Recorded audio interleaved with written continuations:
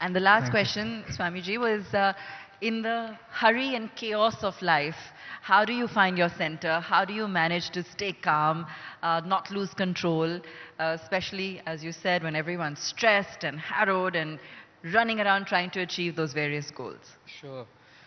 Thank you.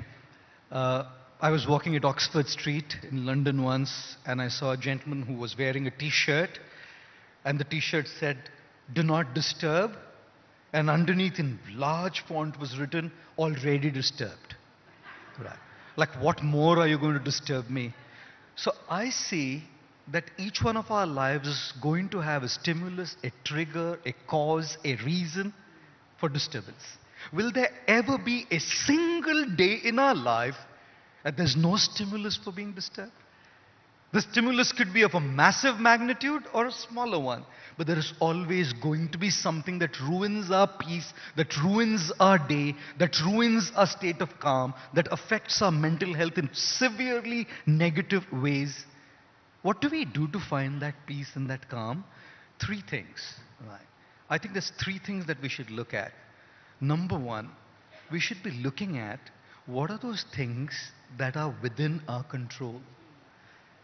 It's what we feed that grows stronger. If I feed my anxiety, it grows stronger. If I feed my peace, it goes stronger. Whatever you feed is going to grow stronger. And how do I feed my anxieties? By constantly focusing on things that are not in my control. Things outside. You know, when it comes to the global economic turmoil today, I can do what I can do, but there are factors just completely beyond my control. Individuals at workplace and personal relationships, can you change their natures? No, they're outside of my control. Rather shifting our attention to things that I can do.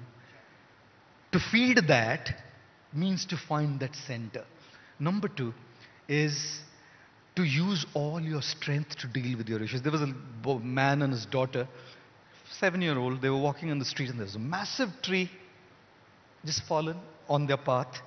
And the little girl said, "Can I move this tree, Dad?" He said, "Of course, if you use all your strength." She tried, she couldn't. She turned to her father, said, "Use all your strength." She tried, she couldn't.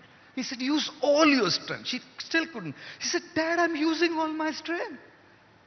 The man said, "Darling, you're not using all your strength, you're only using your strength. I'm your strength too." Right? So if you're only using your own strength, you're going to be in a pace of disturbance.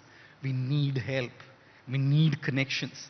We need those people who can help us push what we are going through together. And that's when we can come into a space of calm.